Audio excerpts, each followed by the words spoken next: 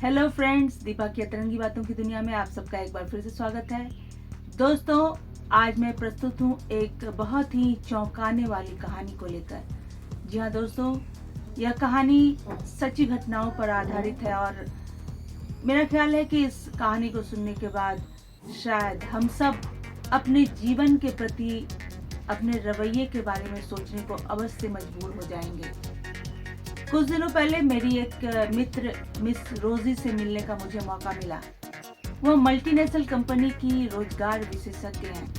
वे हमारे शहर के जाने माने कॉलेज में अपनी कंपनी के लिए जूनियर एग्जीक्यूटिव प्रशिक्षण कार्यक्रम के लिए प्रतिभाशाली छात्रों को चुनने के लिए आई थी। इस चुनाव प्रक्रिया की विशेषता यह थी कि छात्रों से उनके सब्जेक्ट से रिलेटेड कोई भी सवाल नहीं पूछे गए थे, बल्कि जो क्वेश्चनर छात्रों को दिए गए थे उसके प्रश्न छात्रों की सोच और उनके जीवन के प्रति उनके प्रयोजन को जानने के लिए पूछे गए थे।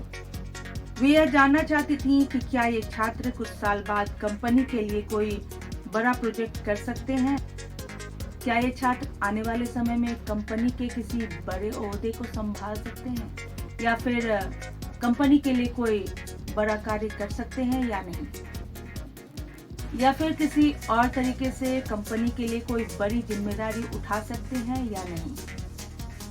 परंतु मिस रोजी छात्रों के द्वारा दिए गए जवाब से बिल्कुल भी संतुष्ट नहीं थी। मैंने जब कारण जानना चाहा तो उन्होंने कहा कि ज्यादातर छात्र कंपनी की ओर से मिलने वाले रिटायरमेंट प्लान में रुचि ले रहे थे। यह जानकारी बड़ी चौंकाने वाली थी। वैसे छात्र जो 22 से 25 साल की उम्र के हैं, जिन्होंने अपनी पढ़ाई भी अभी पूरी नहीं की है, वे किसी ऐसी नौकरी की तलाश में थे जो उनके बुढ़ापे को सिक्योर कर दे। ये छात्र एक ऐसे युग में जी रहे हैं जहां हर दिन कुछ नया सीखने का मौका मिल सकता है। आज जो साइंस और टेक्नोलॉजी हमारे लिए बड़ी ही उपयोगी साबित हो रही है, निश्चित तौर पर आने वाले समय में उसका बहुत ही ज्यादा एडवांस रूप हमारे सामने उपस्थित हो जाएगा। आज हम एआई के जिन टूल्स को उपयोग में लाकर बड़े ही खुश हो रहे हैं, आने वाले समय में वो बिल्कुल ही छोटी सी बात रह जाएगी। कहने का तात्पर्य ये है कि बदलते हुए समय में अगर हम अपनी सोच और अपने स्किल को अपडेट नहीं कर पाते हैं, तो आखिर हम अपने आप को आने वाले समय में कहाँ खड़ा हुआ पाते हैं। दूसरी जो बड़ी चौंकाने वाली बात मिस रोजी ने मुझे बताई वो ये थी कि ज्यादातर छात्रों के पसंदीदा कार्य दोस्तों के साथ पार्टी करना और मौज मस्ती करना था। मिस रोजी ने कहा कि मैं ये नहीं कहती कि दोस्तों के साथ पार्टी करना, मौज मस्ती करना गलत बात है, परंतु मैं इसे एक दूसरे पर्सपेक्टिव से देख रही हूँ। तब मैंने मिस रोजी से कहा कि इस बारे में थोड़ा विस्तार से बताओ, क्योंकि इस बात को सुनकर मेरे बहुत सारे श्रोता कंफ्यूज हो जाएंगे। तब मिस रोजी ने कहा कि आखिरकार हम अपनी कंपनी के लिए किसी ऐसे व्यक्ति को चुनने का जोखिम भला क्यों उठाएं, जिनके लिए सफलता शब्द सुरक्षा का पर्यायवाची है, अर्थात जो किसी ऐसी नौकरी को पाने की उम्मीद करते हैं जो उनके बुढ़ापे तक की जिंदगी को सिक्योर कर दे।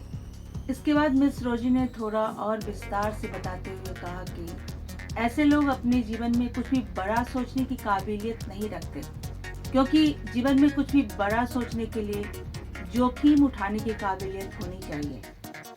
ऐसे छात्र जो 22 से 25 साल की उम्र में ही अपने बुढ़ापे तक की जिंदगी को सिक्योर करने की सोच रहे हैं, उनसे भला जोखिम उठाने की हम उम्मीद ही कैसे कर सकते हैं। फिर मैंने मिस रोजी से मौज मस्ती करने वाली बात पर थोड़ा प्रकाश डालने के लिए कहा, तो उन्होंने कहा कि मेरे कहने का यह तात्पर्य बिल्कुल भी नहीं है कि दोस्तों के साथ मौज मस्ती करना गलत बात है, परंतु हमारे दिमाग की बनावट कुछ ऐसी होती है कि इसमें हर वक्त कोई ना कोई विचार चल रहे होते हैं, अर्थात विचारों की प्रोसेसिंग चल रही होती है। और अगर हमारे जीवन का पसंदीदा कार्य मौज मस्ती करना है, तो हमारा दिमाग मौज मस्ती करने के नए नए तरकीब ढूंढकर हमें बताता रहेगा। परंतु अगर हमने शिद्दत के साथ जीवन में कुछ बड़ा करने का सोच लिया, तो हमारा दिमाग उस कार्य को सफल करने के नए नए आइडियाज खोज कर देगा। हमारे देश के एक जाने माने उद्योगपति ने कहा था कि मैं पहले निर्णय ले लेता हूँ, उसके बाद उसे सच कर दिखाता हूँ। इसके बाद मिस रोजी ने कहा कि इस संदर्भ में मैं एक और उदाहरण देना चाहूंगी। हमारे देश के एक जाने माने क्रिकेटर को एक गेंदबाज ने अपनी पहली ही गेंद पर आउट कर दिया था और मैच खत्म होने के बाद वो उस गेंद को लेकर उस महान क्रिकेटर के पास पहुंचा और उसने कहा कि इस पर आप अपने ऑटोग्राफ दे दीजिए। तब हमारे देश के उस महान क्रिकेटर ने उस गेंद पर लिखा कि यह तुम्हारे जीवन का पहला और आखिरी मौका है। गेंद पर इस वाक्य को लिखने के बाद उस क्रिकेटर ने क्या किया होगा? क्या अपने दोस्तों के साथ मौज मस्ती करने चला गया होगा? नहीं, बिल्कुल नहीं। बल्कि उसी दिन से उस महान क्रिकेटर के दिमाग ने यह सोचना शुरू कर दिया होगा कि मैं अपने खेल को और बेहतर कैसे बनाऊं कि मैंने जो लिखा है उसे सच कर दिखाऊं। और दोस्तों, आप सबको यह जानकर बहुत गर्व महसूस होगा कि वह बॉलर हमारे देश के उस महान क्रिकेटर का विकेट लेने में फिर कभी सफल नहीं हुआ। उन्होंने उसकी गेंद पर जो लिखा था उसे सच कर दिखाया। मिस रोजी ने कहा कि हमें हमारी कंपनी के लिए ऐसे लोग चाहिए जो कुछ बड़ा सोचने का जोखिम उठा सकते हैं और जो सोचते हैं उसे पूरा करने की काबिलियत रखते हैं। मिस रोजी की ये बातें सुनकर मेरे मन में तो कुछ बड़ा करने की इच्छा जाग चुकी है।